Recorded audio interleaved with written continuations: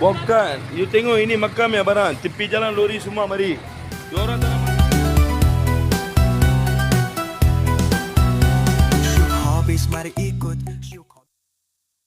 Video ini menunjukkan satu situasi di mana seorang individu menegur peniaga makanan di tepi jalan berkaitan kebersihan, khususnya makanan yang terdedah kepada habuk dan kenderaan berat seperti lori. Teguran tersebut pada asasnya kerana makanan yang dijual di kawasan terbuka memang perlu dijaga rapi demi kesihatan pelanggan. Namun begitu, cara teguran yang digunakan dalam video ini agak keras dan penuh emosi. Walaupun niat mungkin untuk menegur, cara penyampaian yang agak kasar boleh menimbulkan ketegangan dan salah faham antara kedua-dua pihak. Dalam masa sama, peniaga juga perlu ambil serius soal kebersihan, termasuk menutup makanan dengan baik bagi menjaga kualiti dan keyakinan pelanggan. Kesimpulannya, kedua-dua pihak ada peranan. Yang menegur perlu beradab dan yang ditegur perlu terbuka untuk memperbaiki keadaan.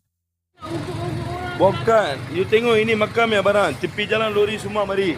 Diorang tak ada malu ke? Orang nak beli makan ni. Ini macam kalau macam kakak sama customer.